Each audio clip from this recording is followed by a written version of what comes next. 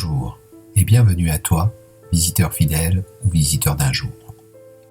Les lettres ont une signification particulière et sont porteuses d'énergie, de symboles. Regroupées dans un mot, un prénom, elles vont donner une orientation ou des particularités à la personne qui les porte. Elles peuvent influencer son caractère ou sa façon d'être. Qu'y a-t-il dans un nom ? Demandait Juliette à Roméo. Telle est la question. Je te propose de le découvrir maintenant en te présentant la signification du prénom Lucas selon les arcanes du tarot. Lucas vient du latin lux, qui signifie lumière. Nous allons étudier les traits de personnalité de Lucas en fonction de chaque lettre du prénom et de sa date de naissance. Pour cela, je vais prendre la date du 15 août 2000 qui correspond à Lucas de mes connaissances. Je vais faire correspondre tout d'abord chaque lettre du prénom à un nombre. Le L correspond au 12, le U au 21, le C au 3, la lettre A au 1 et le S au 19. Si on additionne ces nombres, on obtient 56. 5 plus 6, 11. 11 correspond à la carte de la force. Cette carte indique qu'il doit canaliser sa force, cette force intérieure ou cette force physique, mais aussi ses pulsions. Il ne doit pas se laisser déborder par ses émotions, les plaisirs déraisonnés ou artificiels. Il doit réussir à être en accord avec lui, son être profond ou intime, pour parvenir à trouver sa voie. Il doit se montrer déterminé dans ce qu'il veut. Il doit aussi s'exprimer d'une manière ferme et claire, et donc là aussi, trouver son autre voie. Ensuite, cela nous mène à sa carte de naissance. Donc je vais faire la même chose qu'avec les lettres de son prénom. Il est donc né le 15 août 2000. 15 plus 8 plus 2 égale 25, 25, 2 plus 5 égale 7. Le 7 est donc assimilé à la carte du chariot. La carte du chariot désigne la réussite, le succès, une personne équilibrée et qui avance sûrement.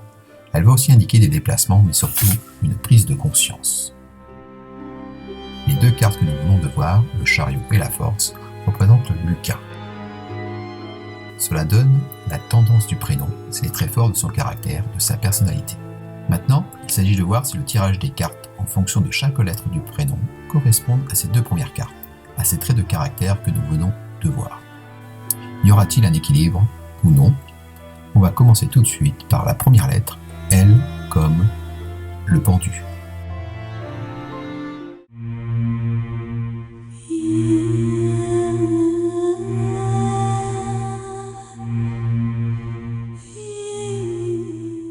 Le pendu, avec sa posture renversée, est dans une position passive.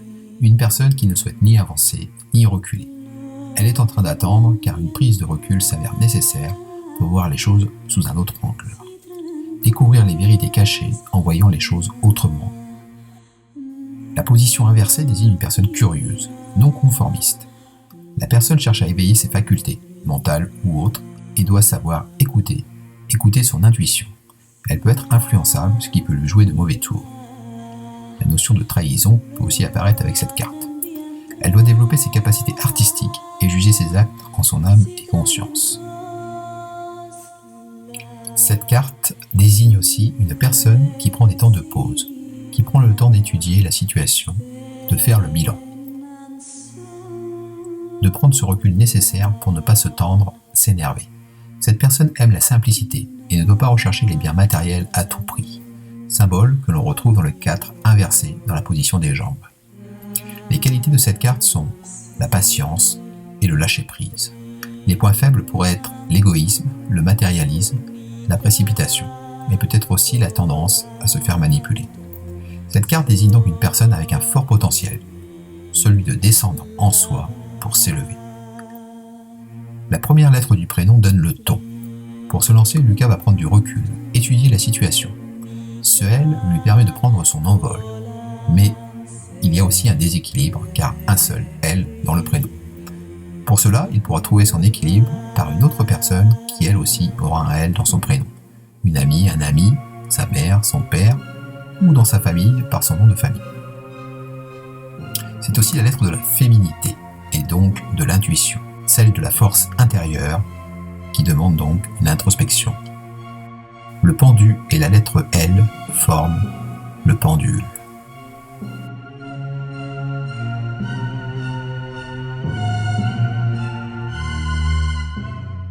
La lettre U est l'arcane de l'amoureux. Cette carte désigne la notion de choix, d'hésitation. Elle demande aussi de partir à la découverte de ses sentiments, de ses émotions. Savoir écouter son cœur pour faire le bon choix, ou savoir écouter la raison. Savoir écouter ses sentiments et en tenir compte. Et donc elle démontre cette capacité à être proche de l'autre. Écouter pour entendre. Cette carte désigne une personne équilibrée, avec une très bonne énergie, qui doit faire confiance à son intuition et pour cela écouter la voix du cœur. Cette carte invite à la réflexion. Les points forts sont la compassion, l'amour et la réflexion. Les points faibles sont des difficultés sentimentales, tromperie ou un amour qui ne dure pas, des relations non équilibrées avec beaucoup de tension et la jalousie. La lettre U est un réceptacle, celui de savoir accueillir, de savoir recueillir. Pour conclure, cette carte incite, elle aussi, à ne pas s'emballer et à prendre le temps de la réflexion. L'impératrice est la lettre C.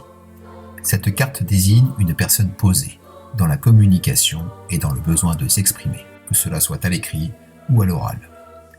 Une énergie vive, rapide et efficace, tournée vers l'extérieur.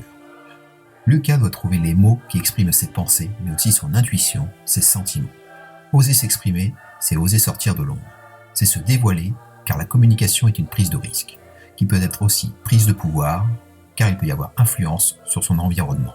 La parole peut faire le bien, mais aussi le mal, car elle peut blesser. La puissance des mots. Par l'expression, Lucas va aussi relier certains aspects de lui-même. Plus je suis tourné vers les autres, plus je vais à la connaissance de moi-même.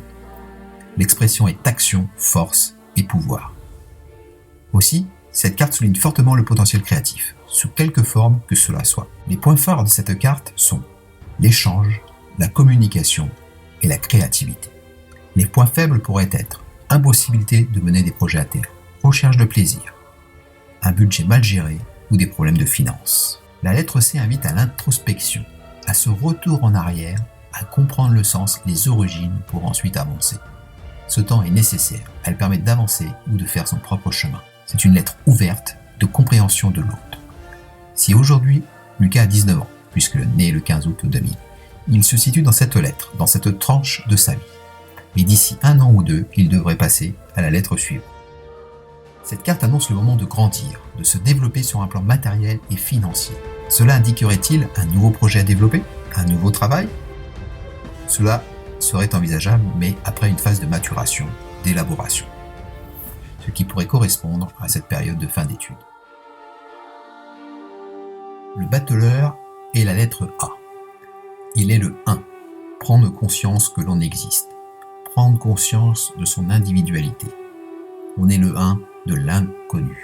Même si nous sommes jeunes tel un adolescent, il n'y a plus ce même lien désormais avec la mère et le père, avec la famille ou les amis. Nous devenons autonomes et donc aussi responsables. Notre vie va désormais dépendre de nous-mêmes. Cela va passer par l'affirmation de soi. S'affirmer, c'est dire ce que l'on ressent. S'affirmer, c'est montrer ce dont on est capable.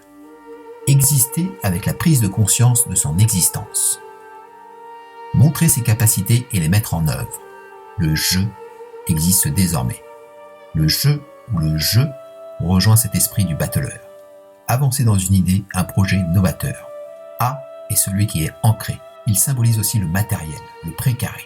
A, c'est oser. Oser se montrer, c'est vaincre sa timidité. Oser se montrer, c'est dépasser ses scrupules, ses complexes. Oser se montrer, c'est dépasser la peur du jugement.